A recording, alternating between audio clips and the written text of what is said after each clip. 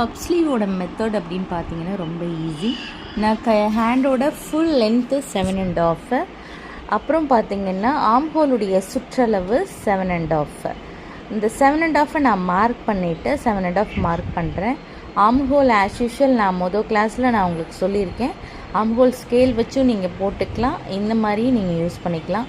இந்த மாதிரி யூஸ் பண்ணுறதுனால ஈஸியாக உங்களால் ட்ரா பண்ண முடியும். இப்போது நான் அந்த பப் ஸ்லீவுக்கு நான் எவ்வளோ வைக்கிறேன் அப்படிங்கிறத பாருங்கள். ஆம்ஹோலுடைய சுற்றளவு 7.5, ஹேண்டுடைய சுற்றளவு அதாவது ஹேண்டு லூஸ் வந்து 5. இதை நீங்கள் மார்க் பண்ணிக்கணும். மார்க் பண்ணதுக்கப்புறம் பஃப் நமக்கு எவ்வளோ வேணும், நல்ல பஃபியாக தூக்கி இருக்கணும் அப்படின்னா ஒரு 3.5 நீங்கள் மார்க் பண்ணிக்கலாம். இந்த மாதிரி நீங்கள் 3.5 மார்க் பண்ணிவிட்டு அதே 3.5 நீங்கள் ஆம்ஹோலோட கர்வில் கரெக்டாக வைக்கணும். இந்த மாதிரி வைக்கும்போது உங்களுக்கு ட்ரா பண்ணுறதுக்கு ரொம்ப ஈஸியாக இருக்கும். இப்போ நான் எப்படி ட்ரா பண்ணுறேன் அப்படிங்கிறத கவனிங்க. இந்த மாதிரி நீங்கள் கொஞ்சம் இடம் விட்டு நீங்கள் வந்து ட்ரா பண்ணணும். அப்படி ட்ராயிங் பண்ணும்போது பார்க்குறதுக்கு ரொம்ப அழகாக நீட்டாக இருக்கும். உங்களுக்கு கட் பண்ணுறதுக்கும் ஈஸியாக இருக்கும், பஃப் வைக்கிறதுக்கும் ஈஸியாக இருக்கும். ட்ரை பண்ணி பாருங்கள்.